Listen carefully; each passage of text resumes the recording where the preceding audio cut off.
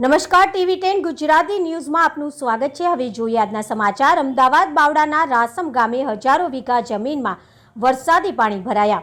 બાવડા તાલુકાના રાસમ ગામે સતત થયેલા ભારે વરસાદના કારણે હજારો વીઘા જેટલી ખેતીની જમીનમાં પાણી ભરાઈ ગયું છે। પરિણામે ખેડૂતોના પાક સંપૂર્ણપણે નાશ પામ્યા છે અને લાખો રૂપિયાની નુકસાની વેઠવાનો વારો આવ્યો છે। વરસાદ બંધ થયા બાદ 20 થી 30 દિવસ વીતી ગયા હોવા છતાં હજી પણ 3 થી 4 ફૂટ જેટલું પાણી ખેતરોમાં ભરાઈ રહ્યું છે, જેના કારણે માત્ર હાલનો પાક જ બગડ્યો નથી, પરંતુ આગામી રવિ સિઝન માટે પણ ખેડૂતોએ ખેતી કરી શકે તેવી સ્થિતિ રહી નથી।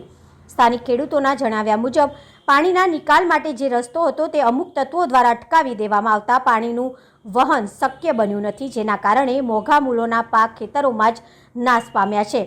ખેડૂતો વારંવાર તંત્રને રજૂઆત કરી ચૂક્યા છે, છતાં પણ હજુ સુધી કોઈ ઉકેલ ન આવતા તેઓ ભારે મુશ્કેલીમાં મુકાયા છે અને તેમના આર્થિક જીવન પર ગંભીર સંકટ ઊભું થયું છે। મારું નામ દિનેશભાઈ મફાભાઈ મકવાણા, હું રાસમ ગામનો ખેડૂત છું। વરસાદ આવ્યા લગભગ 1 મહિનો થઈ ગયો, છતાં રાસમ ગામે પાણીનો કોઈ નિકાલ થયો નથી। આ પાણીના નિકાલ બાબતે બાવળા મામલતદાર સાહેબ, પીડીઓ સાહેબ, કલેક્ટર સાહેબને અમે મેલ દ્વારા જાણ કરી હતી, તોય છતાં એ લોકો ગામ ઉપર આવીને અમને આશ્વાસન આપીને જતા રહ્યા।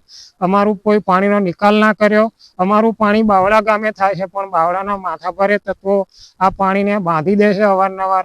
એના લીધે અમારું પાણી જતું બંધ થઈ ગયું। એના લીધે ખેડૂતોનો લગભગ 700 થી 800 વીઘા ડાંગરનો પાક ખોવાઈ ગયો છે।